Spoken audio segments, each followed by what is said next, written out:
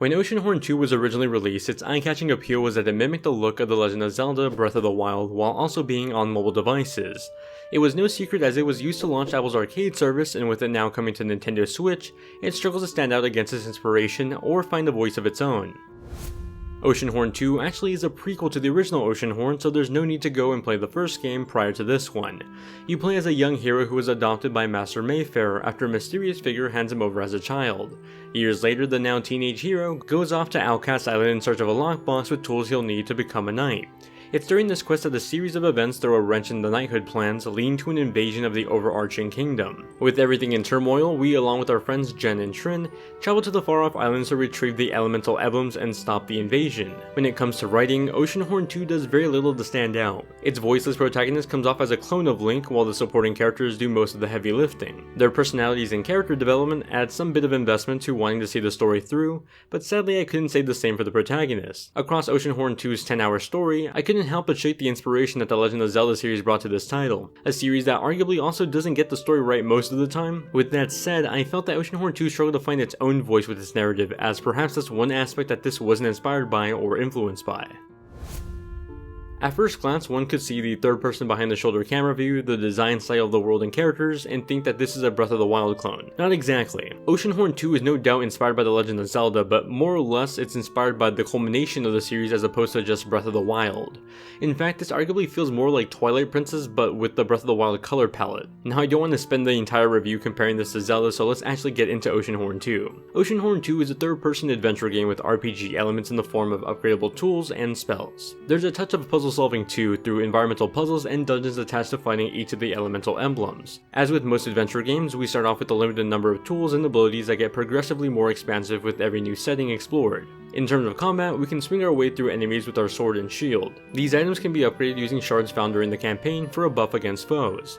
On top of the more traditional knight weaponry, we also have a blaster. This is where a lot of the puzzle elements come into play. Using different elemental blasts unlocked throughout the campaign, our blaster is used to solve a variety of different puzzles themed around biomes we get to visit. These puzzles weren't always that challenging, usually focusing on a recently acquired item or a party member to help solve a new obstacle. Actually, speaking of which, you have party members. These NPCs can be somewhat controlled by aiming at a specific area and directing the NPC to interact with it. This led to puzzles where I need to activate one switch for another character to either continue on with the campaign or perhaps find a secret chest hidden away.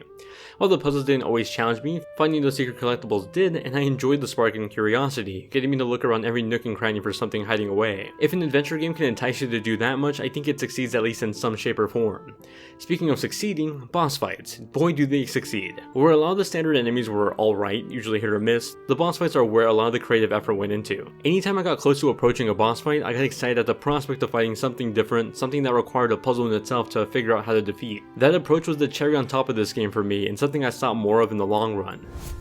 Oceanhorn 2 is a lovely looking game, though one with drawbacks on Nintendo's hybrid console. With it starting off on mobile, I think most would assume that this would run flawlessly on the Nintendo Switch, but it's easy to forget that modern flagship phones are running up to $1,000 at this point, with some incredible technical specifications. The fact of the matter is that the Nintendo Switch, despite being a dedicated gaming device, struggles at running Oceanhorn 2 occasionally. Oceanhorn 2 has some beautiful looking scenery, especially when exploring the densely populated villages and biomes. Oceanhorn 2 shines in its environmental design. There's a nice variety of vistas that introduce their own set of color palettes, helping to keep each of Oceanhorn's maps feeling unique from another. Compared to other games in its genre on Nintendo Switch, textures and shadow quality specifically look great. Sadly, the performance noticeably is lower quality than its mobile counterpart. Nintendo Switch runs Oceanhorn 2 at what looks like 1080p in dock mode and 720p in handheld mode.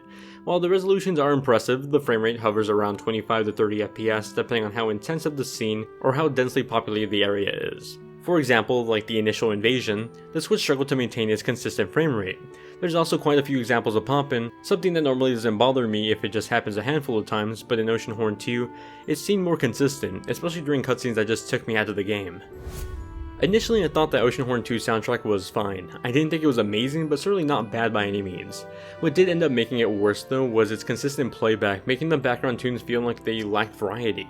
Especially while in the dungeon or solving puzzles, the music just felt like it overstayed its welcome without some sort of variety in between or well-mixed counterpart. This seemed like a more prominent issue at the start of the campaign as opposed to the middle and end of it. As for sound design, I think the dev team did a much better job at crafting and composing a soundscape that sounds somewhat familiar yet original for this title. The mix of new technology mythology and old knighthood technology provided an interesting mix of sounds that came off as an almost steampunk background. The voice acting here is also solid, once again reiterating that the supporting cast certainly carries the narrative here, both in terms of writing and voice acting obviously. I just wish that the lip sync was a bit more in line with the performances. The juxtaposition between the two occasionally could ruin some scenes.